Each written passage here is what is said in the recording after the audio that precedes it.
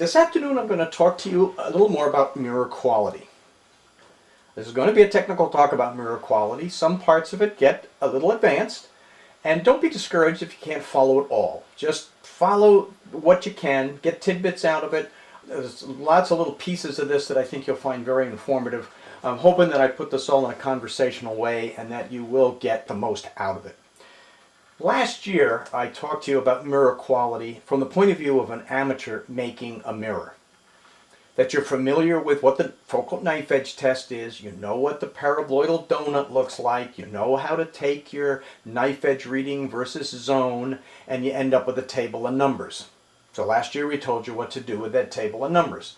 You plot it up in some programs and then you look to meet some established standard.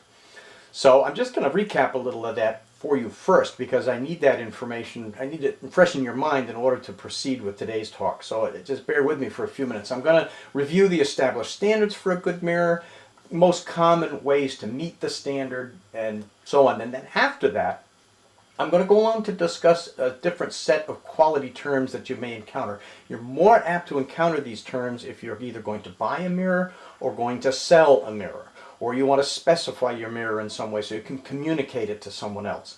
There's more than one way you will see mirrors specified, and I'm going to try to give you a little help into interpreting some of that, and which are meaningful and why, and put it in perspective for you. So for the established standards, it would be nice if we lived in an ideal world and we had a point of no size, which is a star, out in space, and our telescope could focus it to a point with no size. But we don't live in a perfect world. Light is a wave. Light behaves as a wave, and one of the characteristics we have to deal with is what's called diffraction. And we know that a point of no size, when it goes through your telescope and is focused, it will end up as a disk of a finite size surrounded by some rings. And our job as a telescope maker is to get as much light into that center disk as possible and as little light into the rings as possible. The size of that airy disk is determined by the diameter of your aperture, so you can't change that. But the maximum amount of light, if you don't consider optics at all, is 84% of all of the light, and then 16% will be in the remaining rings. So you want to try, as your telescope, to get as much of that light in that center disk as possible, as close to 84%. There are a couple of criteria over the year that have been established to help you determine whether or not your mirror is good enough. One is the Rayleigh criteria, and the other is the Danjon and Coder criteria. They're both different criteria, they say different things, and they mean different things. The Rayleigh criteria is the one we're most familiar with. It's the famous quarter wave criteria, which you'll probably see words like, say, if light is coming to a focus, has no optical path difference error exceeding a quarter of the wavelength of light, the optical system will be sensibly perfect. There's another alternate reading which says something like a quarter wave error in primary spherical aberration will result in a 20% reduction in the luminance at the Gaussian focus. That's actually closely related to the original wording and more closely aligned with what it turns out with what Rayleigh had in mind. But essentially this is it. This is you have an undercorrected mirror over here and an overcorrected mirror over here. With an undercorrected mirror, this is for spherical aberration. You have a wavefront where the edge waves, the wavefront is ahead of the center wavefront by a quarter wave. And that's what Rayleigh meant in his criteria. In this case, when you're overcorrected, the center is leading the edge rays by a quarter of a wave. He really was talking something philosophical about aberrations. The intent was that he was not talking about local lumps and bumps and other defects. Since then, I just got a little tidbit that I'm going to throw in at this point. I've been to the Library of Congress and I've gotten the philosophical magazines that published the articles, all of the articles that Rayleigh wrote, and copied them and brought them home. When he was modeling, the model he used for his explanation of the effect of aberration was to use an aberration that, where the optical path difference increases with increasing aperture. And so he then modeled with a very small aperture and got a perfect airy disk, a point spread function.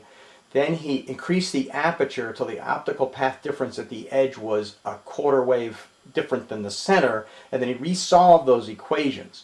The equations he used were sine and cosine functions, so using quarter period, half period, three-quarter period fit with solving those airy disk equations. And what the conclusion he drew was he started to notice that at a quarter of a wave, you start getting more light in the ring at the expense of the central airy disk. And this is a drawing. I made it, but I literally copied it directly from his article. Just want to emphasize that I confirmed that he was talking a smooth aberration, one with increasing optical path difference from the center to the edge, such as spherical aberration, and that he really, what the tie to that quarter phase was so that he could solve his equations, and his conclusion was based on the light going into the ring at the expense of the center, and that's where he said it was particularly mischievous. So he wasn't talking fabrication errors. He wasn't talking local lumps and bumps and hills and valleys. And I think using these sketches, even though I drew them, they're similar to what's in Dick Suter's book, we know now that part of what causes the rays to meet the airy disk is the slope of the surface. And if you have local lumps and bumps, you may have a local slope in the surface, even though it fits within quarter wave shells that are going to miss the airy disk. So that's an important distinction about the Rayleigh limit. I just thought I'd make sure I pointed that out to you. So all of the books say when you're going to make your mirror, you remove all of your errors and your hills and your holes and your turned edge, and you get null return as a sphere, and then you gradually move it into a parabola, a nice smooth paraboloidal shape. You don't leave your zones and your edges and your center holes in there.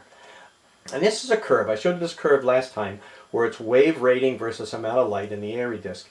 And when you start with a half wave, and going to a quarter wave, and down to an eighth wave, at that point the amount of light in the airy disk keeps getting noticeably more, and of course less in the rings. But once you get to an eighth of a wave, this curve starts to round over and flatten off.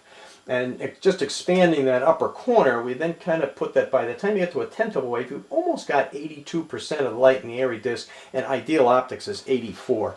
So, I mean, you're just not going to, you really don't need to chase more than a tenth of a wave. That's wavefront error in your system. So the conclusion from last time was a quarter wave is a respectable standard. Tenth of a wave is the most you really need to consider. Don't knock yourselves out looking for a 20th of a wave mirror. It's just not, you're not going to notice it. The Danjon encoder criteria is a little different. Here it says the geometric image of least confusion in the plane of focus should not exceed the size of the airy disk. And then he refers down here to maximum wavefront error must not exceed a quarter wavelength, and the defects that have that should be much less. But as far as that first criteria, what he means by that is if you have a surface and it's bringing light into a focus, if it's not a perfect focus, if there's some spherical aberration, then you're going to have some longitudinal aberration, and all your light bundles are going to pass between that. Somewhere in there, the light bundle is going to be a minimum size. And that's the circle of least confusion.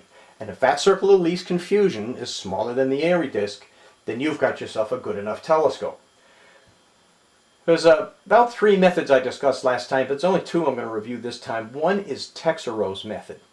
Texero wrote his book in 1951, has a very nice analysis technique in there to take your focal knife edge reading data and turn it into some quantitative measure of your telescope. And it really is a right way to do it, but people often choke on it because it looks a little complicated. Texero's method was based on satisfying the Danjon encoder criteria. And I talked about the Texero one because a lot of things that follow actually rely on or are based on this Texero method. It's kind of the foundation of any measurement you as an amateur are about to see. So I started with his geometry here and went through it step by step for you, and I'm not going to do that now, but just in quick summary, if you have a mirror and it's focusing light at point P and you have an aberrated area in the mirror, say a zone, it's now going to focus light away from the focus point. So what does that look like at the focus point? It's going to be a blur circle, that amount of light. It's not going to come to a focus. What his technique does is you analyze your data to see if this transverse aberration, as he calls it, fits within the airy disk. And he solves a bunch of similar triangles to get there. This is the data output page that you see in his book. This is really the data input, and these are the 2 outputs. This is the one satisfying the encoder criteria. This is one doing a wavefront analysis.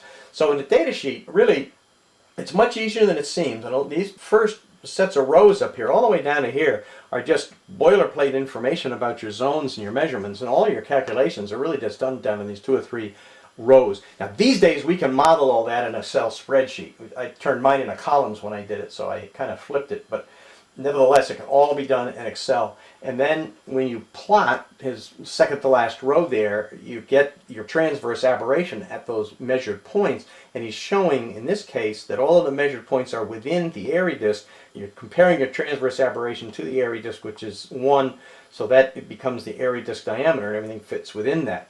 And then he goes through a way of using some other parts of his calculation, and you can geometrically draw up this wavefront analysis here with respect to some reference parabola.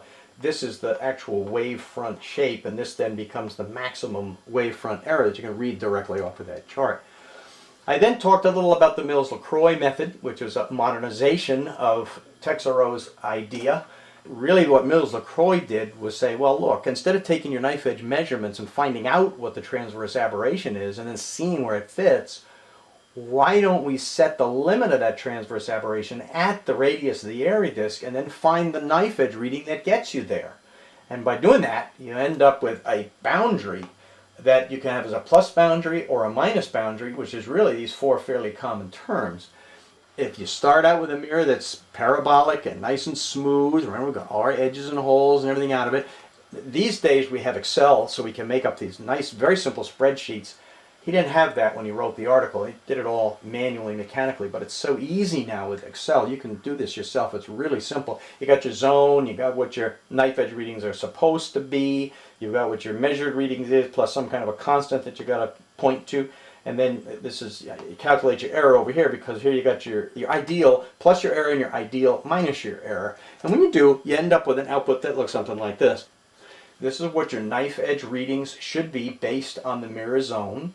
And then the red boundary here, this is your upper boundary of knife edge position, this is your lower boundary of knife edge position, and these are the 4 points that are measured in the coder mask.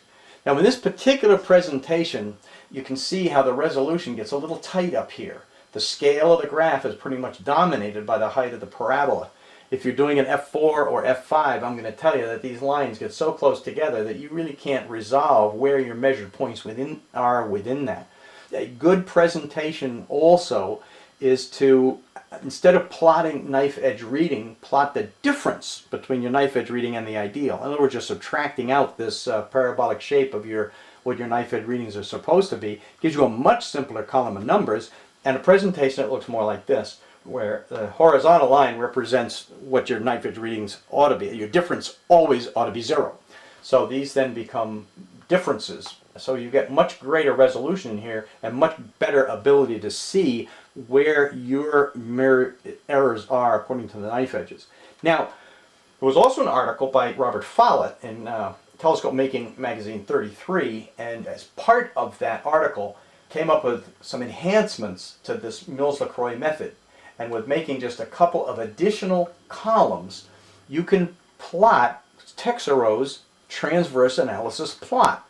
And in this case, with this particular mirror, I can see that here my area disk plus or minus 1, and the measured points fit very nicely. In this case, they all fit within half an area disk. So this is actually a pretty good mirror. And you could also do the same plot of the wavefront error. But instead of struggling with it graphically with a pen and pencil and a heel-to-toe addition of the points on a table, he's got a way of adding a table so you can just do it directly with your Excel spreadsheet. This here is basically an undercorrected form. So now a little bit for new stuff. Now that we've kind of reviewed all of that, I'm going to talk about surface versus wavefront. That should be fairly quick, somewhat intuitive. Most of you probably already know it, but I'm going to touch upon it. While there, I'm going to give you some comments about Newtonian diagonals. We're going to talk about peak to valley, which you've already kind of hinted about in this last presentation. I'm going to talk a good bit about RMS, because other things stem from RMS, such as Strehl ratio and so on.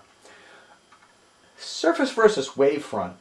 When we're dealing with reflecting surfaces, a light hits the surface and is reflected away, and angles are doubled. With all angles being doubled, it essentially means that whatever you want in your wavefront coming towards you, that the surface of the mirror has to be half that. So if you want a quarter wavefront coming to you, your mirror surface has to be 1/8 of a wave. So all your errors on the surface are generally half of what you have for a wavefront. It's just a 2-to-1 relationship when we're talking here reflective optics of power coming to a focus. Always keep in mind then that 2-to-1 relationship. There's another way you might see that, and the reason that I bring this out is because sometimes when companies specify a mirror, they know you like to see smaller numbers. You know that if a quarter wave is the minimum Rayleigh standard, an eighth of a wave is better. So they just tell you it's a surface accuracy of an eighth of a wave, and I hope you won't notice they're talking surface because it really means the same thing. There's another way that they try to grab you, and that is by specifying plus or minus a 16th, which really is, you know, plus 16th from 0, minus 16th from 0, the difference between that, and that is still eighth of a wave surface, which is still a quarter of a wave at the wavefront. I bring this out. It's fairly simple and intuitive to comprehend technically. There's not much to it. But I found as I was I read a lot of articles and stuff about these kind of things. I like to understand mirror quality as much as I can so I can explain it to you folks. And I find as I do my reading, often, sometimes, the author just switches from wavefront to surface right in the same article, and you may not know the difference. So just be careful of that as you start reading articles and you start seeing numbers thrown around as this wave and that wave. And so make sure that he's staying consistent and that you understand what he's talking about. The other thing is that you ought to keep in mind is that mirrors that are tested with focal knife edge readings and reduced using a texerotype analysis provides wavefront information. That's what you're measuring. You're looking at a wave, it's coming off the mirror, and it's a light that hits the mirror and comes back to you, and you're measuring that. You are not measuring the surface directly. You are measuring wavefront information. You can extrapolate what the surface is going to be by taking what your wavefront information is and dividing it by 2. But you have to remember to do that. Newtonian secondaries, however, are a little different. And while we're here, we're going to talk a little about them, and I want to make sure that you don't get confused here. And that when a Newtonian diagonal is specified, it is almost always going to be specified in surface. So if you look at your catalog, it says an eighth of a wave Newtonian diagonal. That's an eighth of a wave surface measure, not a wavefront measure. Well, it's a flat, so a wavefront measure is kind of irrelevant. But more importantly, the way the diagonals are tested. They're made in batch, and you take a Newtonian diagonal flat and you place it next to, or almost on top of, a reference flat. And you look through it at monochromatic light and you see interference fringes. You've probably read about that in the book. But you measure your surface error by the curve of those interference fringes relative to your reference flat. That then gives you surface measure. Those interference fringes are a very nice way of doing it. It's very accurate, it's very precise. But you are measuring surface. So if you see a Newtonian diagonal specified as eighth of a wave or tenth of a wave, it is going to be surface measure. And a comparable criteria for your primary mirror to be somewhat comparable be recognizing that as surface as an eighth of a wave surface on your primary to give you a quarter wave wavefront. But while here, why don't we take a moment to just address the question of mirror quality, or really telescope quality. It's important to know that what you see at the eyepiece is entire telescope system. It's your primary mirror, your secondary mirror, plus anything else along the way, including your eyeball and the eyepieces. But the two pieces we have control over are going to be the primary mirror and the secondary mirror. And we're going to great effort to make a good primary mirror, so what do we have to do for a secondary? You ought to know that a secondary mirror, it's most likely that it won't be flat. If you buy one that's rated at eighth of a wave, that means it's going to be, at the extreme, it could be curved an eighth of a wave. And it most likely, that's what it will be. That's a function of how they're made. You take secondaries, you glue a bunch of them onto a plate, and you polish a lot of them on a large polishing wheel on a machine. And then when you take them off, they just may not be exactly perfectly flat. But they're not apt to have the kind of problems you run into with a full-size lamp making a regular primary mirror. They're not apt to have turned edge and hills and zones and things of this nature. They can, but they're not apt to. So if a Newtonian secondary is not flat, what is that going to do for you? The amount of curvature in any kind of a diagonal that's specified for Newtonian is not going to introduce any kind of significant amount of spherical aberration error to your system. What it is going to introduce is astigmatism. And it's only going to introduce that astigmatism because that diagonal is tilted 45 degrees. And when you tilt that mirror 45 degrees, one axis is projected, as is projected, the curve will be twice what the other axis will be. And that's where you get the astigmatism from. That one axis now has a longer focus than the other. So then a question of, all right, how much? How much curved can it be? Well, I asked my friend Frank to run this on Zmax, and it turns out that if the long axis of your secondary is, well, it's actually a little more than 5/8 of a wave, almost 11/16 of a wave. That's pretty close to 3/4, actually. We can ratchet that up. At that point, you'll get 20% reduction in the airy disk. The bundle of light will still be within the airy disk. But notice how unflat that can be, 5/8 of a wave. That's a lot when we're looking for accuracy on our primary to be an eighth of a wave at the surface. Really what it amounts to is that the contribution to your system aberration from the diagonal is going to be a third of the secondary's wave rating. So if you get a secondary that's rated at an eighth of a wave, it's going to contribute about a 24th of a wavefront aberration to your system, which is not very much. It really pretty much says that your secondary can be pretty sloppy and still be okay. So you don't need to go out and specify these zero-door 30th of a wave secondaries. It just simply isn't there for you. But having said that, you really only need to specify a half-wave secondary. But having said that, 10th wave secondaries are so available and so affordable, go for it. Because that's really about all you need to consider. Just don't knock yourselves out and pay a lot of money for any of these 30th of a wave diagonals. You just don't need it. It's just not there. Now this is addressing, of course, just a non-flat. I mean, I'm assuming that a secondary is going to be what it's rated to you. I'm not addressing that you order a 10th of a wave mirror and it turned out to be only a half of a wave mirror. Peak to valley. This is simply the difference between the highest and the lowest point anywhere on the surface, regardless of the size of the defect. Here's the idea. You've seen these diagrams before. This is a spherical aberration, or a wavefront as a result of spherical aberration. You have the edge leading the center. Our criteria is a quarter of a wave. However, whatever it is, that's what they call a peak to valley measure. If it's a half wave, eighth wave, 10th wave, doesn't matter. I'm not going to put a dimension on those shells. I'm just saying that the edge is leading the center by some amount. That's peak to valley. That's what is intended when we're talking about calling our mirror an eighth of a wave or a quarter of a wave. We've fixed all of our lumps and bumps. But unfortunately, saying that a mirror is a quarter wave mirror or an eighth of a wave mirror can include the local lumps and bumps. There's nothing about saying a mirror is an eighth of a wave that tells you inherently that this is the condition or this is the condition. And that is the part of the problem with a peak to valley measure. So to try to fix that, or to try to help us understand it better, we try to apply what's called RMS measure. And the intent is to better characterize in one number the entire mirror surface or wavefront by accounting for the relative size of the defect. What is RMS? Well, just real quickly, for those of you who like mathematics, a rigorous mathematical treatment of this whole RMS issue as applied to mirrors can be found on Jim Burrow's website. So if you like mathematics and want to play with that, go for it. Want to just read a very practical discussion about it? You can go to Bob Royce's website. No nonsense, very nice discussion in non-mathematical terms. But based on that and a lot of other things I've read, trying to give you an idea of what is meant and what is supposed to happen with RMS and what will happen if RMS is done properly. Here I have a mirror, and that's the boundary of the mirror, and I'm going to assume my mirror is perfect, except I have two spots. One spot I have a 16th of a wave up, the other spot I have a 16th of a wave down.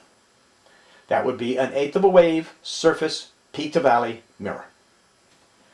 I also have this mirror. Here in this case, 16th of a wave up, 16th of a wave down, but the defects are much, much larger and occupy obviously a much larger area of the overall surface.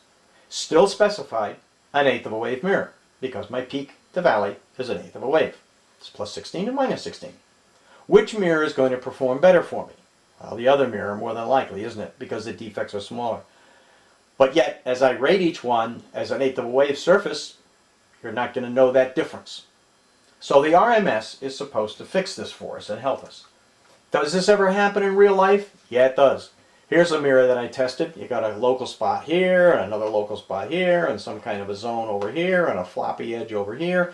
So mirrors can come with local defects. More often the defects are going to be zones, but not always, depending on the scale and what level you're looking for. This, by the way, is an autocollimation test. So it is a nulled out knife edge test for a parabola. So how can you accomplish the RMS measure? Well, you have to utilize the whole surface of your mirror to do it. If you can define the surface of your mirror with a mathematical equation, and you can define your ideal surface by a mathematical equation, you can come up with an RMS as a mathematically as a difference between those two equations by integrating it between them. Chances are you're not going to be able to define your real surface by an equation because it's way too irregular and way too rough for that at some kind of a small scale. So what you want to do is measure your surface, but you have to measure it at several points, hundreds of points across the whole surface in order to get RMS. You take one of those points, you measure the difference between what your real mirror is and what you expect it to be. You square those differences, you average the squares, you take the square root of the average of the squares.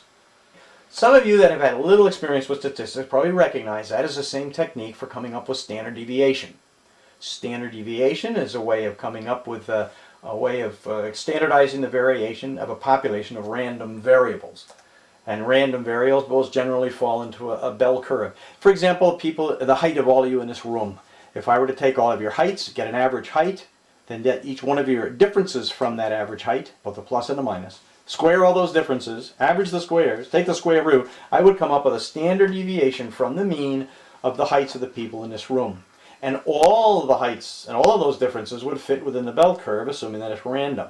So comparing to mirrors, it would sort of be like the plus 2 sigma and a minus 2 sigma are, or the plus 2 standard deviations and minus 2 standard deviations are where your peak, the valley is, and the standard variance is going to be one of these standard deviations, so it's going to be a ratio about 1 to 4.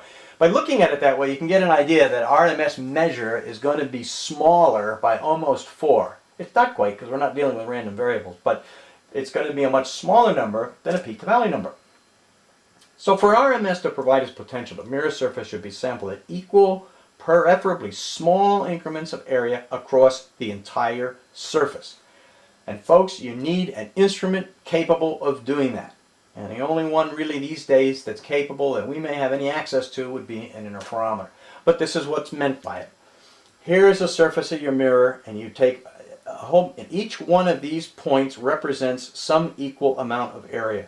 And you get the difference between that point and the ideal surface, and you go through that RMS arithmetic to come up with an RMS measure. And you can see that if the size of your deviation is going to get influenced in that weighted average measure, because the bigger it is, the more of the points have a bigger difference that are measured that get rolled up into that average.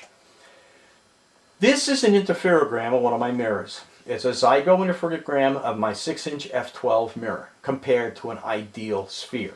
And this is the kind of thing I am talking about. It takes this kind of instrument in order to get the number of points, the mapping of the surface, and also with the capability to resolve and discriminate surface deviations that are within the order of magnitude of what we're trying to know. And that both of those are important. But you can see from this mirror here, most of the mirror is in the orange. Some of it, I got some high spots in the red, and I got a couple of little low spots. So I'm going to have my peak to valley is going to be the high versus the low, and the RMS is going to be this sampled wave, thousands of points all the way across to get a meaningful RMS, which is a surface measure technique.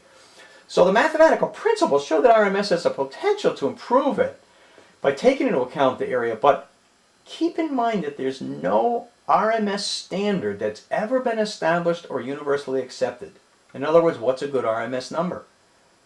Probably for most of you who have only seen RMS, you think the easy way is, well, we know that a quarter wave is a standard, so anything smaller than a quarter of a wave is going to be better. So if an eighth of a wave is better than a quarter of a wave and a tenth of a wave is better than a quarter of a wave, well, the RMS is going to give me a number that's smaller just because of the way it's done. It's going to be almost a factor of 3.5, so therefore I get a 14th of a wave. Boy, that's a really good mirror. And all you're looking for is just a smaller number. Well, not really.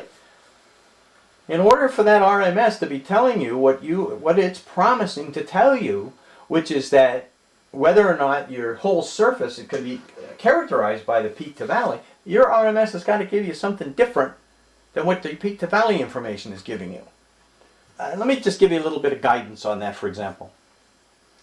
It can be shown by mathematical calculations that if you have a mirror that's just a smooth but under or overcorrected by a quarter of a wave at the wavefront, this calculates to an RMS value of a 14th of a wave. This is a wavefront measure, not a surface measure, but that's what it tells you is that the 14th of a wave RMS is equivalent to a quarter wave at the wavefront. Now this was done by taking a 6-inch f8.3 mirror and leaving it as a sphere and calculating the difference between a sphere and a parabola mathematically and then coming up with the RMS between those two curves.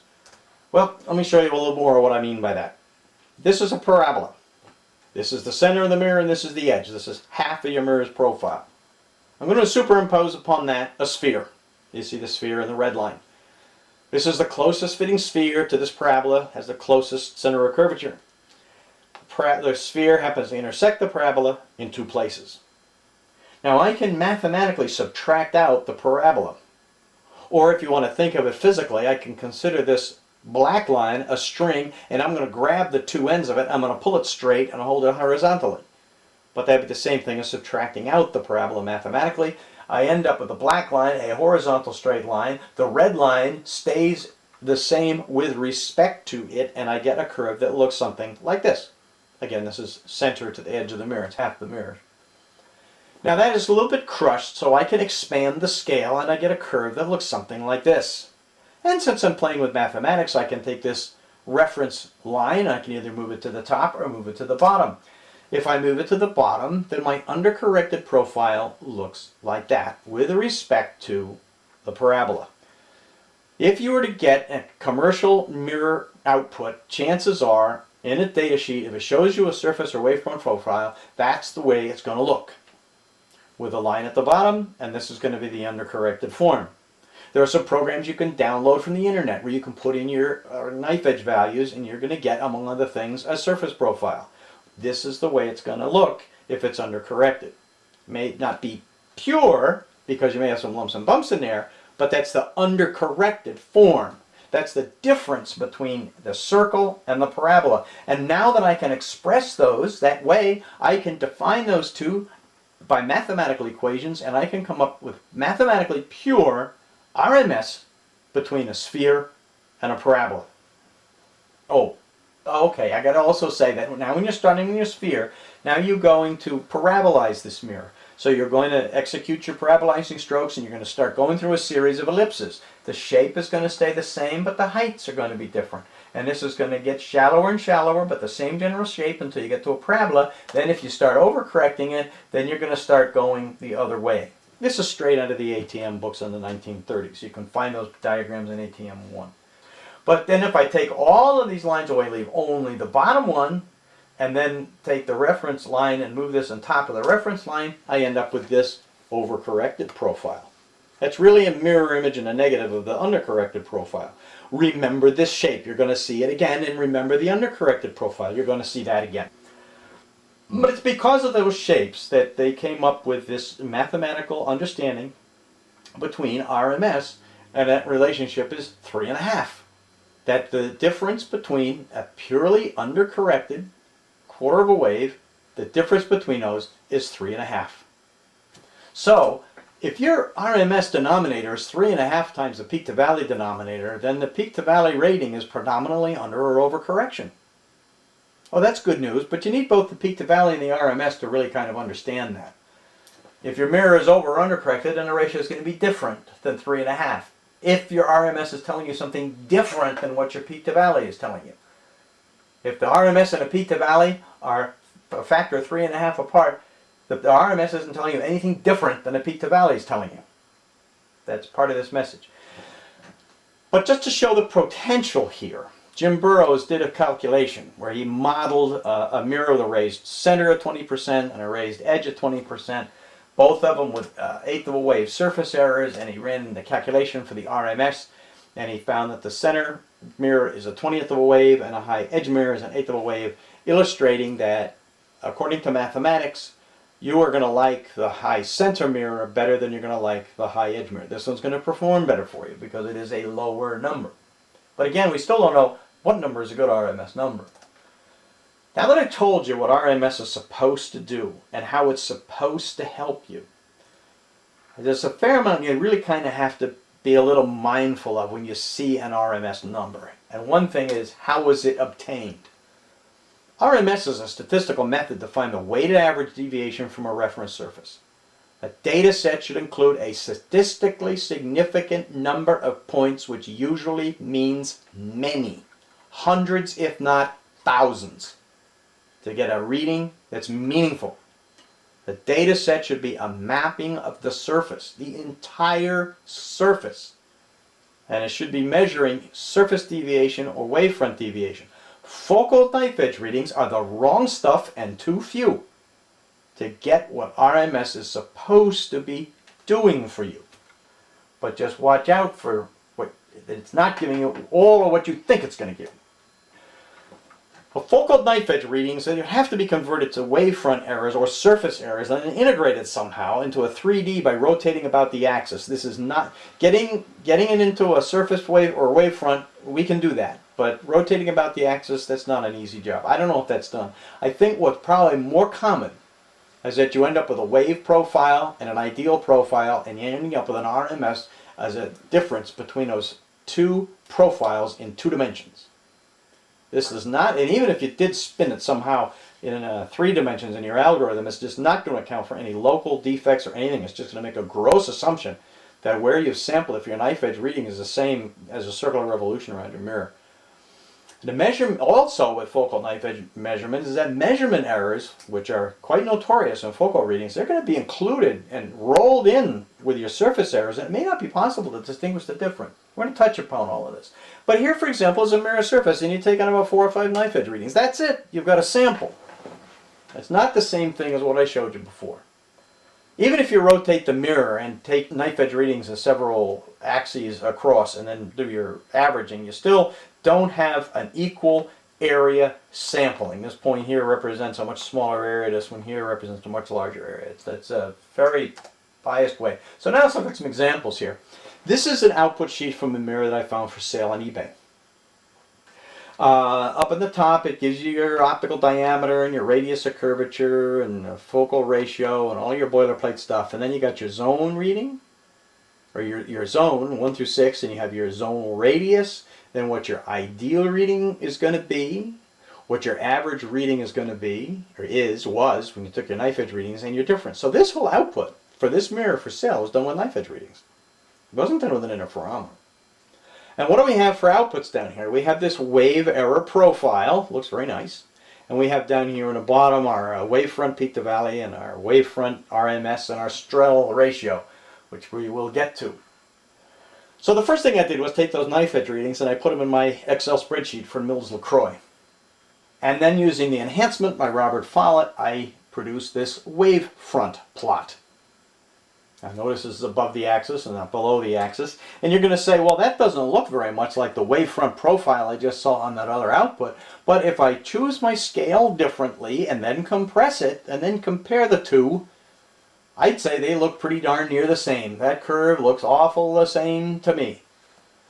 So this output here that is used in this algorithm, whatever it is essentially a Texaro type. This is what I wanted to tell you about Texaro before. There's a lot going on. It uses Texaro's type analysis. If it's not a Texaro analysis, it's one that gives similar results, so it isn't any better or any different than Texaro's analysis. It probably is Texaro's analysis that's giving you this 2D profile of a cross-section of your mirror. So with that, you now can calculate mathematically an RMS from a handful of points. Remember the overcorrected shape? Well, this here is the overcorrected shape, but superimposed upon that are some lumps and bumps. So here I have this curve that I can approximate, and I end up with a wavefront RMS down here, and from that a Strehl ratio. Well, alright, there's another thing I did. I took that same information, and I plotted the knife edge readings in a program called Figure XP. Many of you may have heard of Figure XP. You can download it freely from the internet, and you can put your knife edge readings in it, and all the focal ratio and diameter and mirror, and you'll get information. You get Mills-LaCroix plot. But among other things you'll get from it is a surface analysis or a surface error analysis plot that looks like this. Figure XP gives you the whole mirror from edge to edge, this being the center. And to make it comparable to what we were looking at before and what I've just showed you, I'm only going to use half the mirror, so I take that out and I put it here so that now we can compare it to our others. And this is our same overcorrected profile with some lumps and bumps in it. Now, I'm just going to draw the overcorrected part of that in here. We have two things going on with this mirror. The fact that it's overcorrected and it's got some irregularities. Figure XP has a nice feature. It's got a button I can push called Best Conic Constant Fit. Right now, the conic constant that's default in this horizontal line is a conic constant of 1, which represents your parabola. In this case, I'm overcorrected, plus some other things. That overcorrection means I'm some kind of a hyperbola, which means that my best conic constant fit is not 1, it's 1.02 or something like that. If I push that button, it's going to make this horizontal line that hyperbola. So in other words, it's going to take this red line and straighten it out. And it's only going to leave with me those lumps and bumps. So I can see what the effect of those lumps and bumps are. In this case, those lumps and bumps are only 5 or 7 nanometers. That's a 75th of a wave. So I have an overcorrected mirror with some lumps and bumps in it that show up in the readings that are worth about a 75th of a wave. So from all of this, I end up with a peak to valley, which is a 14th of a wave, and an RMS of a 48. And if I take the 48 divided by 14.6, I come up with a ratio of 3.31. That's very close to 3.5. So what that's telling me is that my peak to valley measure is probably a pretty good representation of the error in this mirror. It's a 14th of a wave at the wavefront. And our Raleigh criteria is a quarter of a wave. And we know that the effect of our lumps and bumps is only about a 75th of a wave. So that kind of makes sense, but this is still all making a lot of gross assumptions about the surface profile of our mirror from a handful of knife edge readings. But I want to know a little more about those lumps and bumps. So in order to do that, I got to get a little control of the situation. So here I use one of my own mirrors. This is a 16-inch f4, and this is the auto collimation test, showing that the lines are nice, reasonably straight, reasonably parallel. It's a composite picture, so there's a little bit of skewness in there. But if I do a center of curvature test, what I see is nice, smooth, raunchy lines. I don't see any kinks or narrowing or bumps or anything of this nature. They're nice and smooth. And if I take a look at the knife edge test, I get a nice, smooth, I get a zone that's at my 70% and a nice, smooth roll off all the way around. Nothing that looks like or that's visually obvious that I got any defects, other than whether I have any overcorrection or undercorrection error. So I take my zone, my coater mask. It's a 7-zone coater mask, and I take my readings and I plot them up in Mills-LaCroix. Well, with a Mills-LaCroix, look what I get. I get a trend line, but I really get some fuzziness around those trend lines. Now this is knife edge readings. Remember, we have to turn that into surface error. Well, I can do that with my enhancement by Robert Follett. I can plot up a Texero wavefront error chart out of those readings. And it gets something that looks like this. I can also take the data and I can plot it on Figure XP. And when I do, I get a surface error from Figure XP that looks very much like the wavefront error that I plotted up myself from my own Excel spreadsheet. But does it look the same? Well, if I take the one that I plotted and then expand the scale so that I use a half a wave or something, and then superimpose that on there, boy, now they look very much the same. Once I've scaled them the same, this is a wavefront and this is surface analysis. Remember, the only difference between the two is a factor of 2. So really, again, this just kind of emphasizes that here a program like Figure XP and maybe a few other was used. I don't know what they used to get their surface, but it's comparable to the Texero type analysis that you can do with your spreadsheet from what you read in Texero. It's not much different. It's not going to give any results that are any different. It's not giving any results that are any more sophisticated. It's exactly the same thing. So from that, again, I have an undercorrected shape now. I told you to remember that shape. You're going to see it again. And I have some lumps and bumps. So I push my little button that says Best Conic Constant Fit. So I straighten out my undercorrection, and I see only my lumps and bumps. And the apparent surface imperfection for the lumps and bumps is like about 110th of a wave surface. Let's go back now and take a look at those lumps and bumps. I'm going to go back to this picture again and I'm going to say, boy, those look like awful smooth, raunchy lines. I don't see any narrowing, I don't see any kinking, I don't see any twinking. You could argue that 110th of a wave you might not, but at 110th of a wave, if I don't see it in here, I'm not apt to measure it with any kind of a knife edge measurement either. So really what I have is a trend line here with some scatter about the trend line. Well, let's look at the scale. From here to here is 10 thousandths of an inch. So here is probably 1 thousandths. This is 1 thousandths. This is a thousandths. This is 2 or 3 thousandths. So basically, what I've got is I have some imprecision in my ability to read the number. And we have to remember, I can build this very complicated piece of equipment that measures my stage to 4 decimal places, but what I'm measuring is a shadow. It's like trying to measure a napkin with a vernier. I don't have an equivalent resolution in my shadow detectability as I do my stage detectability. So actually being able to get these right on the trend line within a thousandth of an inch, I don't know, I think that's pretty damn good. But if I take those points and just assume that there are errors in my ability to read it, then I end up with just undercorrection. And my wavefront error changes to a 26th of a wave, and my RMS now goes down to a 91 of a wave. So you can have measurement errors wrapped up in those lumps and bumps. You're really not going to know when you're dealing with knife edge readings whether you've got measurement error or whether you've got surface irregularities. So RMS is just arithmetic. I can do RMS on any kind of data. Just give me a handful of numbers and I'll come up with an RMS out of it. In order for the RMS to be meaningful, it's got to be in the choice of the data set. And this is a very common engineering problem. There are a lot of equations out there that engineers use. The skill of the engineer is knowing which equations to use, what the boundary conditions are, and what's the appropriate data set in order to make that set of equations work. And with RMS, you need to have a mapping of the whole surface. So let's go back to this picture. Okay, this is a fully mapped surface. From this, I can determine my peak to valley, an actual peak to valley. My peak is somewhere up here in the red. My valley is down here in the purple. There's one lonely little spot down here that's in the purple. That's going to drive my peak to valley to be a 15th of a wave. But look at all the area tied up in the yellow. This is all very close in here, and all the errors. This is quite something. And even this red is not very far off of the yellow.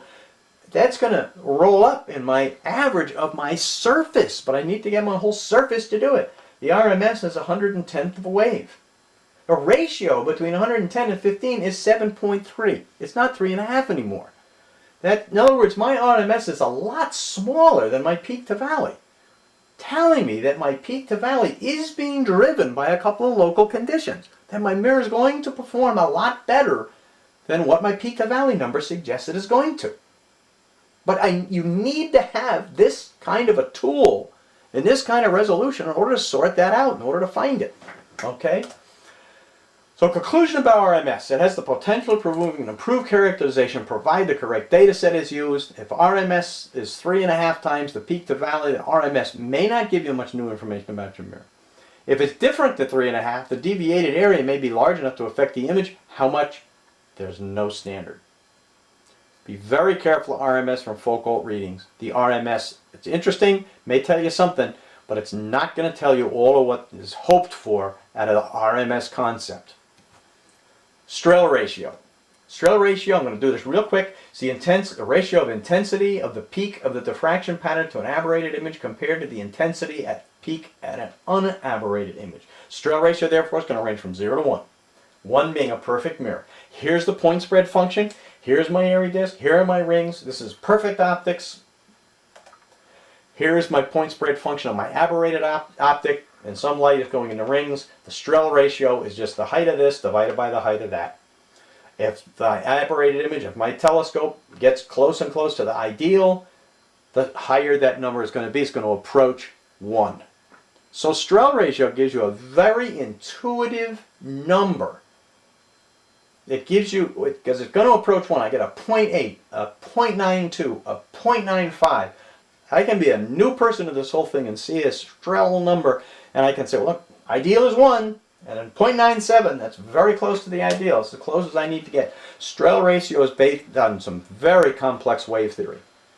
The wave theory involving the intensity of the peak of the airy disk, or the point spread function, and somehow making a comparison of your point spread function in comparison to an ideal function. That's where it's based on. But believe me, there's no way I can think of that you're going to measure that. No one's going to take your mirror, focus it to an area disk, and measure the intensities across some size that's too small to almost even see. But that's what the Strehl ratio is based on. However, although RMS and Strehl ratio are different, when RMS is small, they are related by the approximation that the Strehl ratio is equal to 1 minus 4 pi squared times RMS squared. The common criteria, if the RMS is less than a 14th of a wave, and the Strehl ratio is greater than 0.8. So what is this telling you? This is telling me that my Strehl ratio is based on the RMS. Now, if I have an RMS measure from a zygointerferometer that's a cool, complete surface mapping, I can go to bat with that RMS, and I can go to bat with a Strehl ratio. But if I'm getting an RMS from a handful of knife edge measurements, well, you draw your own conclusion. This is a table that comes from Bob Royce's thing, just equivalency table showing if you have a peak to valley fraction of a quarter of a wave, the RMS fraction is a 14, 3.5 to 1 ratio, Strehl ratio is 0.82, eighth of a wave, RMS is a 28th of a wave, your Strehl ratio is going to be 0.95. You have a 10th of a wave, RMS is a 35th of a wave, notice it's 3.5 to 1. Strehl ratio is going to be 0.97. So when you get to a 10th of a wave, your Strehl ratio is 0.97. That's as close to perfect as you need to get. That's another way of looking at it, saying that 10th of a wave is really what you need. So, in conclusion, a peak to valley wave reading within the Rayleigh criteria is really actually adequate to define a mirror, provided it's understood that the correction for spherical aberration or some smooth aberration is being defined and that there are no local surface issues. Somebody tells you, well, I got this mirror and it's okay, but I got a quarter of a wave turned edge. No, that's not what is meant by the Rayleigh criteria. RMS has a potential to capture in its rating number the relative size of the defects provided the mirror surface is completely mapped. But there is no accepted standard for what is a good RMS number. All you're looking for is just a small number, I suppose. Small numbers make you happy, fine. The Strehl ratio, and I think this is kind of interesting, the Strehl ratio does provide you an easy to comprehend scale, as I said. You don't need to be well calibrated to know that 0.97, 0.98, 0.95, I can, in my head, intuitively tell which is the better mirror. But chances are, especially if that mirror is only quantified with some handful of knife edge readings, it's only as good as the RMS. Because chances are, that's how the Strehl ratio is derived, from that approximation on the RMS. So it may not be, depending on how the RMS is derived, the Strehl ratio may not be adding any scientific or engineering improvement over characterizing a mirror. All it's doing is giving you a more intuitively obvious number. So I hope that helps you. I'll put something a little bit in perspective for you. And at this point, I have run out of time. Thank you.